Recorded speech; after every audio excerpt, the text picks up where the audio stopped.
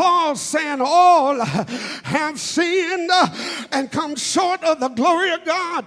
Touch your neighbor and say, neighbor, oh, there is redemption. Oh, yes. Thank God. Touch somebody and say, yes. It's good to know that the holy rollers have sinned too. It's good to know, oh, yes, that the holier than thou have sinned too. It's good to know those folk that act like they've never done anything wrong in their whole life. They've sinned too. Those folk that have never got caught with their hand in the cookie jar, they sinned too. Those folk that are always talking about how good they are, they sin too. Touch your neighbor and say, all have sinned and come short of the glory of God.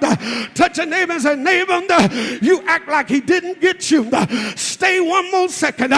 Those folk that always sitting up with their pious look, flirting what they got, they sin too. Those folk that always act like because they got a little education that they're better than you, they sin too. Those folk that always walk in the church like you ought to bow when you see them, they sin too. Those folk that got a twinkle in their eye but they never showed you their lie, they sin too. Those folk that act like nothing is in their closet, they sin too. Touch your neighbor and say, oh, have sinned and come short of the glory of God. Oh, yeah. And touch somebody and say, we all sinned. Oh, yes. We all got caught. Touch your neighbor and say, we got caught. Touch, oh, somebody looking at me. You got caught. Mm-hmm. You got caught. You don't have to take my word for it. Take the Bible word for it. All have sinned and come short. All includes you. Now you might as well point at yourself and say, I got caught.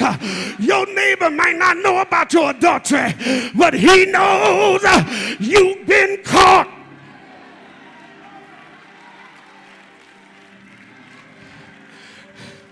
And because you've been caught, you've been hauled off to the court of law. You see, we all have committed crimes and sinned, and we've been found guilty.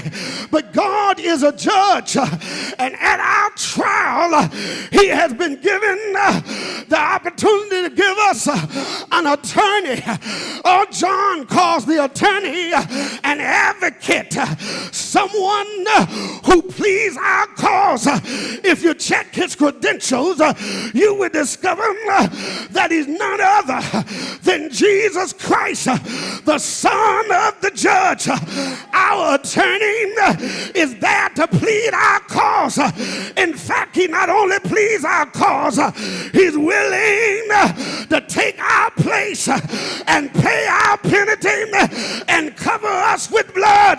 So every time the judge looks at us, he sees the attorney, Jesus Christ, stand in front, raise his hands in obligation. When he raises his hand, Daddy sees the nail prints, sees the pierced side, and said, you've been forgiven. Give somebody a high five and tell them, now you're holy. Oh, yes. The blood that came streaming down at Calvary, it's for every man and woman that come to know Jesus Christ, to be made right, to be made holy. Present your bodies as a living sacrifice, holy.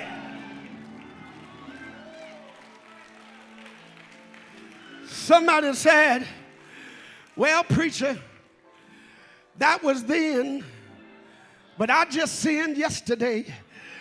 Well, I come out today to tell you, don't worry too bad.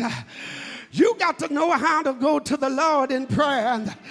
For when you tell the Lord, I'm sorry. Ooh, yes. The judge hits his gravel, and the Son of God stands up and saying, with my stripes you are healed and you are forgiven. Every time you find some error in your life, don't worry.